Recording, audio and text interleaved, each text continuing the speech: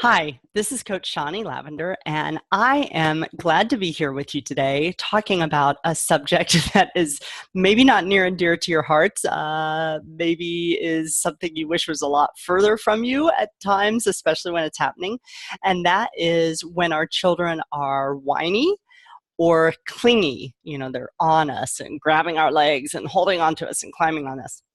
So I'm going to talk about that, and this is going to be little series, so it's going to be shorter than my normal videos, and I'm going to talk today specifically about what is behind the whine. Why is the whine there? Why is the clinginess there? What is going on with our children? Because I want to share that because most of us have and sort of old parenting paradigm ideas around whininess and clinginess. And so I want to dispel those myths and tell you what's really up so you can have a mindset shift, because that mindset shift is going to propel you to a more loving, effective, powerful place in addressing those behaviors, which is not today's video. That's what I'm going to talk about in the next segment of the series. Today, though, I want you to have that mindset shift because that's where everything starts from. If you don't have that mindset shift, it's going to be almost impossible for you to come from that loving, powerful place in the way that you work with your children when they engage in these behaviors. So that's what I'm going to do, and I'm going to do it right now. So what's behind the whine? There are basically two main things that are happening when our children get into that whiny, clingy behavior. So the first thing is they feel powerless. That's what's going on inside of them. So they are basically feeling uncomfortable or lacking in confidence. Now, for parents, part of the challenge is that we logically often don't understand this. It's like, what? It doesn't make sense. You know how to do this, or you've been here before, or you know these people, whatever our adult brain is saying, here's all the reasons why you should not feel uncomfortable or being unsettled. That's where our adult brain goes. What our children, though, are telling us through their behavior, through their mom, dad, or again, grabbing onto our leg or holding onto our arm, they are saying, I don't feel comfortable. So any amount of logic really doesn't matter.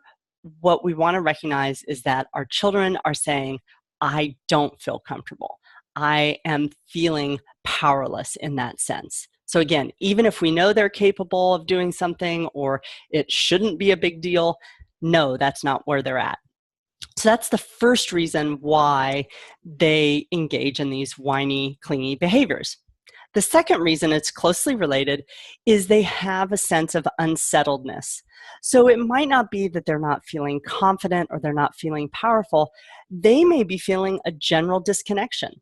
Maybe they're feeling a general disconnection from themselves. I don't know about you, but I know for me, sometimes when I'm not connected to myself, it's like I'm not grounded. So I'm sort of floating around out in the world rather than really being in my body and like, yeah, I'm here and I'm going about my life.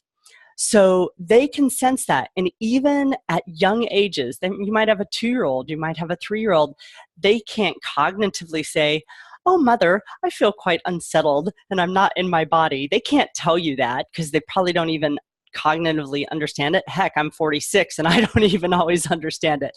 But they can feel it. They know that something is unsettled within them.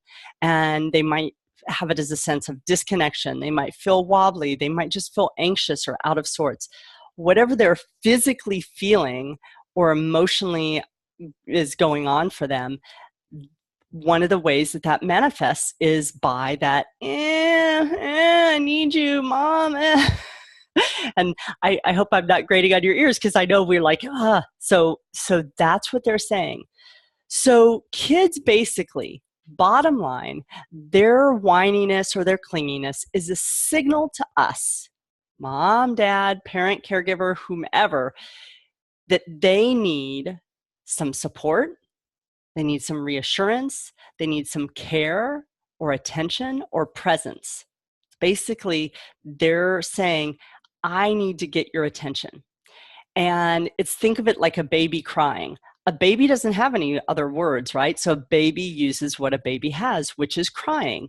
And well, they have other things. They can smile, but if you're not visually connected with them at the moment, you know, oh, baby's crying. There's something to respond to. So that's what whininess and clinginess is from our children who are older than babies, is like, yeah, they're saying, hey, over here, I need you. So here's the shift that I want to invite you to make today is, rather than getting annoyed, which is what I put in the little description, like our annoyance level goes up to 90, right? When our kids get into whiny, especially if it's a prolonged whininess, or we've got more than one child who's whining at the same time, we just go right up to, oh, I'm so over this. Instead of going there, take a deep breath and think to yourself, how cool is it that my 3-year-old or my 8-year-old, even when they have words, it's still cool. How cool is it that they have these skills that alert me right away that something's up with them? I mean, that's pretty advanced communication, right? It's like, wow, they don't need a million words to do it. They don't need, to know computer code. They don't need to know anything. They are instinctively programmed to be able to do this voice and do these behaviors that say, I need you. And especially the younger they are, that's more and more true, that they actually need us to help them re-regulate themselves, to help them feel settled again, to feel confident, to feel calm.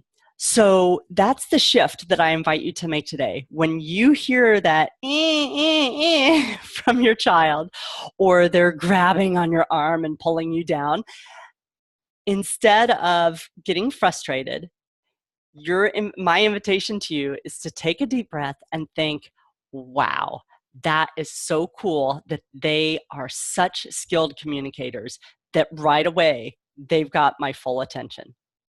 Okay, so that's what I want you to shift to.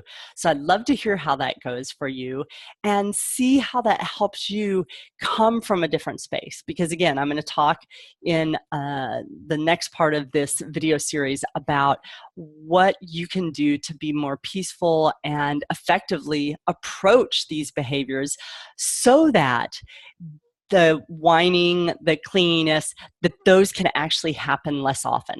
But I don't want you to try and do that first. First, you want to have the attitude shift, because that's what everything else grows out of.